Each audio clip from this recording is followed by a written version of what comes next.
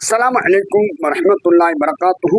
அல்ஹம்துலில்லாஹ். அல்லாஹ்வுக்கு எல்லா புகழும். சபிக்காதீர்கள், பெற்ற பிள்ளைகளை சபிக்காதீர்கள், உங்கள் கண்ணை நீங்களே குத்திக் கொள்ளாதீர்கள்.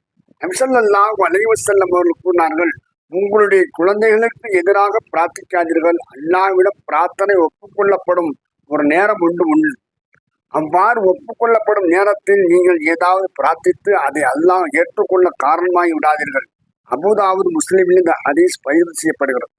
குழந்தைகள் நம் பேச்சை கேட்கவில்லை, குழந்தைகள் சேட்டை செய்கிறார்கள், மேலும் பாவமான காரியங்கள் செய்கிறார்கள் என்று அவர்களை கடுமையான முறையிலே சாபமிடக்கூடிய பெற்றோர்களை இன்று நாம் அதிகமாக பார்க்கிறோம். ஆனால் அல்லாஹ்விடம் அவர்களுக்காக பிரார்த்தனை புரிந்தால் அவர்கள் திருந்து விடுவார்கள் என்பதற்கு அப்துல்லா இப்னு முபாரக் என்ற மார்க் அறிஞரின் வாழ்க்கை ஒரு உதாரணம். அப்துல்லா அவர்கள் சிறு வயதில் மது போன்ற செயல்கள் ஈடுபட்டு பெற்றோருக்கு பல துன்பங்கள் கொடுத்தார். பெற்றோர் அவரை திருத்த முயன்று தோற்று போனார்கள். இறுதியாக, இறைவா, எங்கள் மகனை திருத்தி நேர்வழியில் நடத்துவாயாக என்று தொழுது சரிதாவில் கண்ணீர் சிந்தினார்கள். நோன்பு நற்றார்கள், தர்மம் செய்தார்கள். இவர்களது ஊக்கமான வேண்டுதலை அல்லாஹ் செவி சாய்த்தான். ஒரு நாள் அவர்கள் அப்துல்லா மது அருந்திவிட்டு உறங்க தொடங்கினார். ஒரு கனவு வந்தது.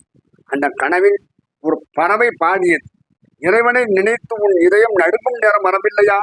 சத்தியத்தை ஏற்பதற்கு காலம் கனியவில்லையா என்ற பொருளில் அந்த பறவை பாடியது.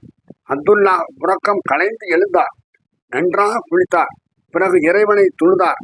அதன் பின் இறைவனுக்கு வாழ்க்கையை அர்ப்பணித்தார். குர்ஆன் நபிமொழி சிறப்பாக கற்று தலை சிறந்த உலகம் போற்றும் மார்க்க அறிஞராக ஆனார். எனவே பெற்றோர்கள் தங்கள் பிள்ளைகளை சபிக்காமல் அவர்களின் வாழ்வுக்காக இறைவனிடத்தில் சஜிதாக விழுந்து அழுது இறைவனிடம் கேட்டால் இறை அருளால் பிள்ளைகள் திருந்தும் வாய்ப்பு நிச்சயமாக அல்லாஹ் வழங்குவான் என்பது நிச்சயமாக உண்மை. அஸ்ஸலாமு அலைக்கும் வரஹ்மத்துல்லாஹி வபரகாத்துஹு.